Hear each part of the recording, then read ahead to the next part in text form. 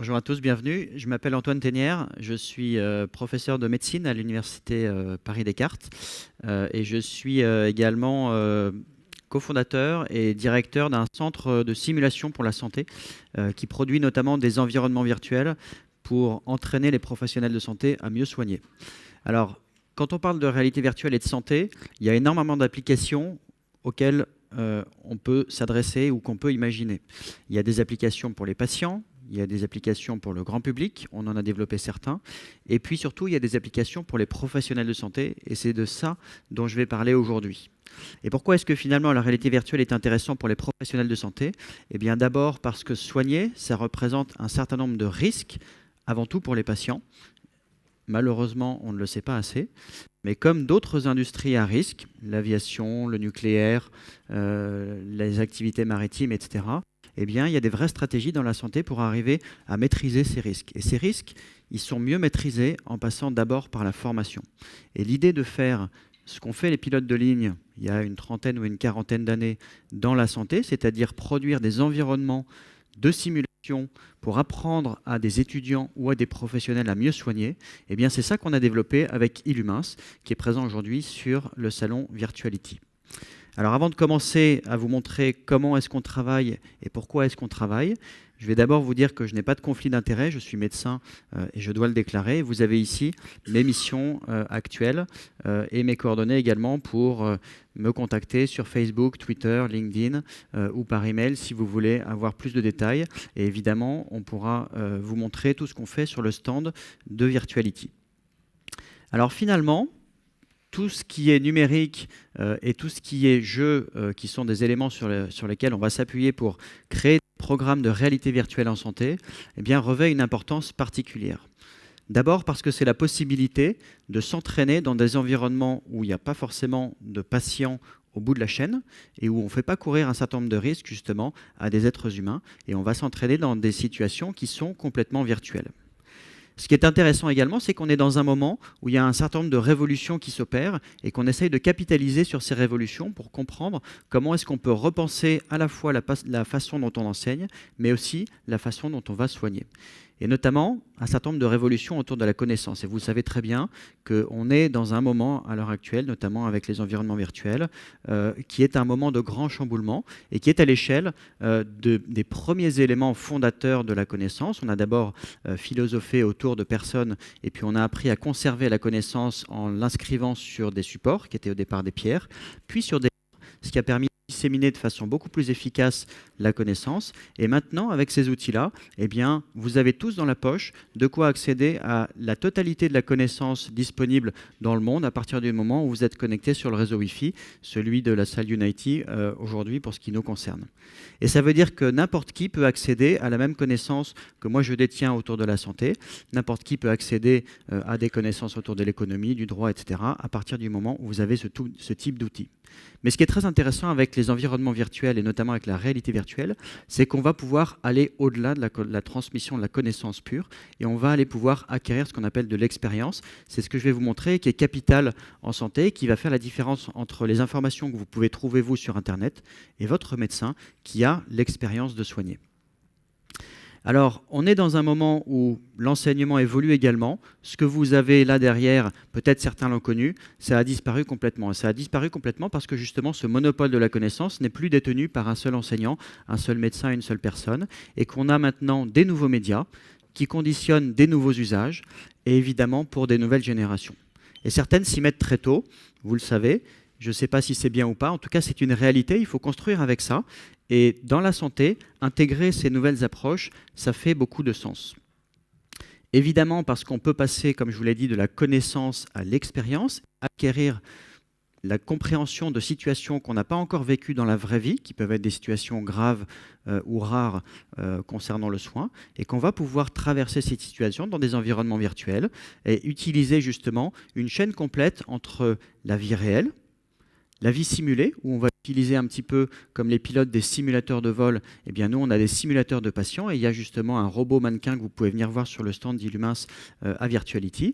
Et puis, à partir de ces simulations, eh bien, on va créer des environnements qui sont complètement virtuels, dans lesquels on va pouvoir apprendre à des étudiants, à des internes, à des professionnels de santé, à compléter l'expérience qu'ils ont dans la vraie vie et à compléter leurs apprentissages et donc à mieux vous prendre en charge. Et c'est ce qu'on développe justement avec les universités et on crée comme ça des environnements complètement virtuels. Vous avez ici la salle de naissance de la maternité Port-Royal à Paris qui est complètement virtualisée. C'est une photo, mais vous allez voir dans quelques vidéos, elle va s'animer et on va pouvoir déterminer exactement la façon dont on va prendre en charge différentes situations avec différents scénarios, différents modèles qui sont basés sur ce qu'on rencontre en tant que praticien.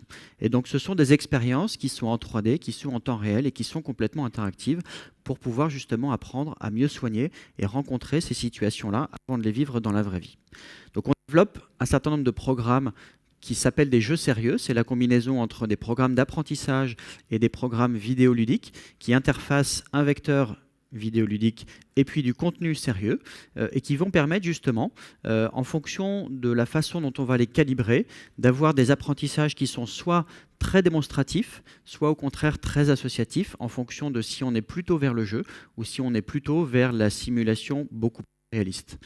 Et donc ces programmes-là sont faits au quotidien par les étudiants de notre faculté de médecine et c'est maintenant comme ça, à la place de certains enseignements qu'ils vont apprendre, et c'est aussi avec ça qu'ils vont pouvoir être évalués, c'est-à-dire que ça va remplacer la copie blanche d'examen qu'on avait auparavant, et on va pouvoir les évaluer justement dans des environnements complètement virtuels.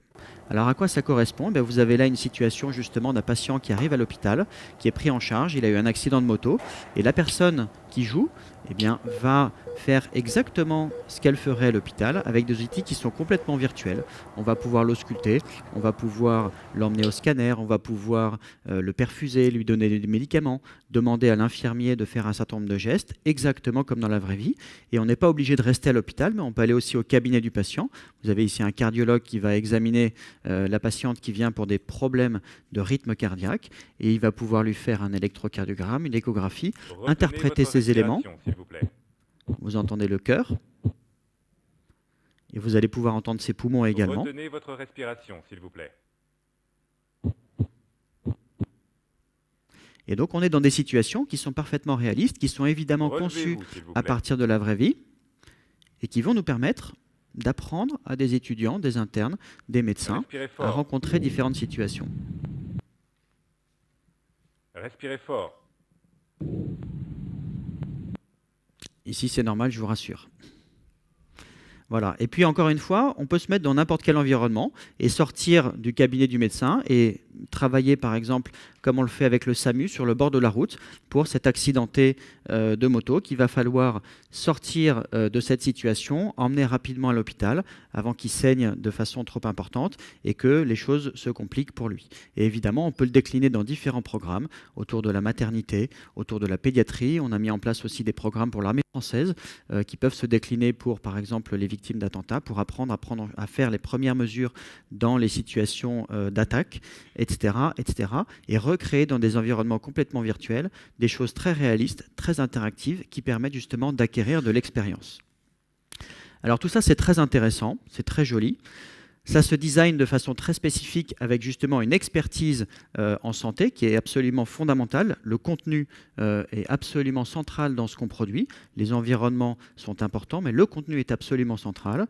Et on va justement définir différentes situations, les interfacer avec des environnements virtuels et des vecteurs vidéoludiques, et puis arriver à créer des choses qui sont intégrées, parfois qui sont gamifiés, c'est-à-dire qu'on va ajouter certains ressorts du jeu vidéo pour augmenter l'adhésion des apprenants ou des étudiants et faire en sorte qu'on puisse continuer à apprendre parce qu'on a envie, parce que c'est challengeant et parce que ça ne génère pas trop de stress, vous allez voir ça, de façon beaucoup plus performante que devant un livre où on lit l'anatomie à la bibliothèque, de façon beaucoup plus ludique également. Et donc on travaille en fait avec une théorie psychologique qui s'appelle la théorie du flow, qui est bien connue du jeu vidéo, qui permet justement d'équilibrer à la fois l'intérêt et le challenge qu'il y a dans ces programmes-là, et puis l'anxiété que ça peut produire. Vous avez compris qu'on va travailler dans des situations qui sont potentiellement graves, qui sont potentiellement complexes, qui peuvent générer des émotions. Et il faut faire en sorte justement qu'on soit dans un schéma psychologique qui permette à la fois d'apprendre, mais de ne pas non plus être complètement horrifié par quelques éléments que vous avez vus. Le motard qui a la jambe arrachée, le soldat qui a un bras qui est détruit, etc., etc. Ce qui est encore plus important pour nous, c'est surtout la validation scientifique. À quoi ça sert? Comment on va l'utiliser? Et donc ça, c'est un des gros travaux qu'on fait. Et un des gros intérêts, justement, c'est qu'on fait de la recherche pour valider l'approche avec ces environnements virtuels et montrer que quand on travaille avec des environnements virtuels, eh bien, on apprend au moins aussi bien qu'avec des cours, voire mieux, et que quand on fait des examens avec des environnements virtuels, eh bien, on peut évaluer des compétences, notamment dans la santé, au moins aussi bien, voire mieux, clairement, je peux vous le dire, qu'une feuille d'examen. Et donc, il y a beaucoup de recherches scientifiques et de littérature à partir justement de ces exemples d'environnement virtuel qui nous permettent de comprendre dans quelle thématique, à quel moment de l'apprentissage, dans quelle spécialité et comment on va pouvoir utiliser justement ces programmes pour les étudiants. Est-ce que c'est quand ils sont très jeunes? Est-ce que c'est quand ils sont internes, quand ils sont professionnels? Est-ce que c'est en complément de ce qu'on va faire à l'hôpital? Et donc à partir de ces programmes de recherche, eh bien, on définit comme ça toute une méthodologie qui nous permet de faire en sorte que l'effet attendu en termes d'apprentissage de ces environnements soit maximal. Et donc les questions qu'on pose, c'est est-ce qu'on apprend dans ces environnements? La réponse est clairement oui. Est-ce qu'on va pouvoir transférer ces apprentissages dans ce qu'on appelle les environnements cliniques, c'est-à-dire est-ce qu'on va emmener ce qu'on apprend dans les environnements virtuels dans la vraie vie? Est-ce qu'on va faire le lien entre vie virtuelle et vie réelle? Et puis, quel impact ça va avoir au final pour la prise en charge de nos patients? Et l'élément le plus intéressant pour nous, c'est ça. Ce qu'on cherche à améliorer, c'est le service qu'on va rendre à nos patients, la qualité et la sécurité des soins. Et c'est par ce biais-là, justement, par le biais de l'apprentissage, qu'on va essayer de remplir cette mission, de faire encore mieux au quotidien pour nos patients. Et en ça, la réalité virtuelle est une aide absolument essentielle pour pouvoir créer de l'expérience chez des jeunes étudiants, chez des internes, chez des professionnels, quel que soit leur métier, pas uniquement des médecins, mais aussi des infirmières, des sages-femmes, des kinésithérapeutes, etc., etc. Les avantages de ces environnements, au-delà de leur simplicité d'utilisation, la création reste encore un petit peu complexe, c'est surtout que les éléments dérivés du jeu vont amener de l'engagement, de la motivation et des challenges. Et donc, c'est beaucoup plus stimulant que d'apprendre la 3e leçon de physiologie pour comprendre comment fonctionne le rein, etc. C'est très appliqué, ça vous parle directement parce que ça concerne ce que vous allez faire de façon très simple et très claire à l'hôpital ou en cabinet quand vous prenez des patients. Et donc, c'est sur ces éléments-là qu'on capitalise justement pour essayer d'améliorer les façons dont on va apprendre la santé à nos étudiants ou à nos professionnels. Et puis le deuxième élément, c'est qu'on va pouvoir acquérir un certain nombre de compétences avec ces environnements-là, et notamment des compétences sur la capacité à gérer des éléments importants comme la vision, comme la capacité à gérer plusieurs tâches en même temps, comme la capacité à gérer les reconnaissances spatiales. On travaille maintenant beaucoup avec la 3D, par exemple pour la chirurgie robotisée, et à travailler sur les capacités d'attention et de compréhension. Et ça a été clairement montré également dans la littérature scientifique. Quand on regarde des internes qui travaillent avec des jeux vidéo et d'autres qui ne travaillent pas avec des jeux vidéo, eh bien on voit que ceux qui travaillent avec des jeux vidéo ont des capacités que j'ai citées qui sont améliorées par rapport aux autres. Donc ça, c'est extrêmement intéressant. Le jeu et les environnements virtuels permettent d'acquérir des compétences. Mais au-delà de ça, ils permettent aussi de changer un certain nombre de comportements. Et vous trouverez, je ne l'ai pas mis là parce qu'on n'a pas forcément le temps, mais sur YouTube, une petite vidéo qui montre justement comment, en travaillant avec des éléments dérivés du jeu, ce n'est pas du tout dans la santé, on peut arriver à dériver des comportements. L'exemple ici, c'est les gens qui utilisent l'escalier mécanique versus l'escalier classique. Et donc, ce qui est très intéressant, c'est qu'avec ces deux éléments, compétences et comportements, on arrive en fait aux éléments fondateurs de l'expertise professionnelle, notamment en santé, et qu'on arrive à toucher avec ces éléments de réalité virtuelle à l'évolution justement de ces compétences et de ces comportements. Et c'est ce qu'on cherche quand on va éduquer des étudiants ou des professionnels. Je vous l'ai dit, on peut faire également de l'évaluation et tout ce que vous allez faire dans les environnements virtuels va être suivi, va être analysé et va être comparé à un chemin clinique, c'est-à-dire à un comportement idéal. Et donc, Tout ça est fait de façon automatisée. Vous avez, quand vous êtes apprenant, des retours d'informations en direct. Et puis, vous avez une analyse détaillée également de tout ce que vous avez fait, de la performance, de la façon dont vous avez pris en charge votre patient. Et vous voyez ici la fin d'un des programmes où vous avez ce que vous avez bien fait en vert, ce que vous n'avez pas bien fait en orange et ce que vous n'avez pas fait du tout en rouge. L'idée étant de comprendre comment, la prochaine fois, dans un environnement virtuel ou dans la vie réelle, vous allez pouvoir faire mieux que ce que vous avez fait là, avec une notion justement de progression pédagogique qui permet de continuer à s'améliorer. Alors, quelles sont les perspectives à partir de ces éléments-là? Évidemment, on peut travailler à différentes échelles. On peut simuler, là je vous l'ai montré à l'échelle d'un organisme, mais on peut même simuler à l'échelle d'un hôpital, comprendre le fonctionnement de l'hôpital, d'un système de santé, ou au contraire descendre à l'échelle microscopique, simuler à l'échelle d'un organe ou d'une cellule. Et ça fait partie des travaux qu'on fait notamment avec Dassault Systèmes. Et surtout, il y a pas mal de questions importantes. On peut créer, comme on a eu des bibliothèques de livres ou d'enseignements, des bibliothèques de situations d'environnement virtuel qu'on va pouvoir travailler sur des ordinateurs, avec des avatars. Vous avez vu hier peut-être la présentation de Interaction Healthcare qui développe justement des avatars de conversation pour reproduire des patients, avec des environnements type télé 3D, avec des éléments de mobilité, évidemment avec de la réalité virtuelle comme je vous l'ai montré. Et puis on travaille beaucoup avec les systèmes de réalité immersive aussi qui sont très impressionnants. Et je vais vous montrer une petite vidéo justement de quelque chose là aussi qu'on fait avec Dassault Systèmes. Vous êtes dans une pièce qui est complètement vide et l'environnement est complètement virtuel.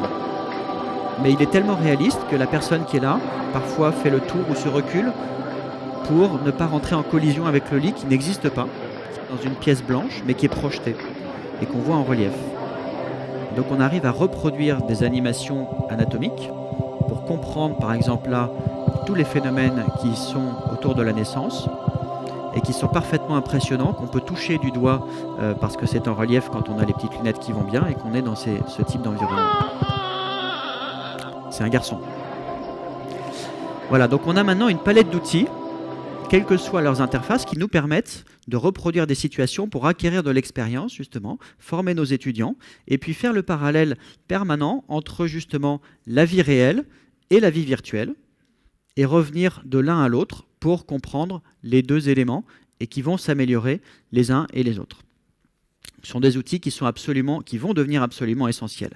Évidemment, il reste beaucoup de questions, notamment en termes d'apprentissage, notamment en termes d'évaluation, on a encore des progrès à faire, notamment en termes de coûts, on pourra en reparler si vous le souhaitez, en termes de disponibilité et surtout de dissémination, et puis comment est-ce qu'on va interagir de façon encore plus réaliste avec ces interfaces. Vous avez vu qu'on a maintenant des petites manettes, mais on va pouvoir aller au-delà avec des outils chirurgicaux, avec des outils médicaux, etc., etc. Voilà un petit peu ce que je voulais vous dire sur la réalité virtuelle dans la santé pour la formation des professionnels de santé. Je vous remercie beaucoup et je vous invite à venir nous voir sur le stand 72, le stand Illumins, si vous voulez en savoir un petit peu plus. Merci.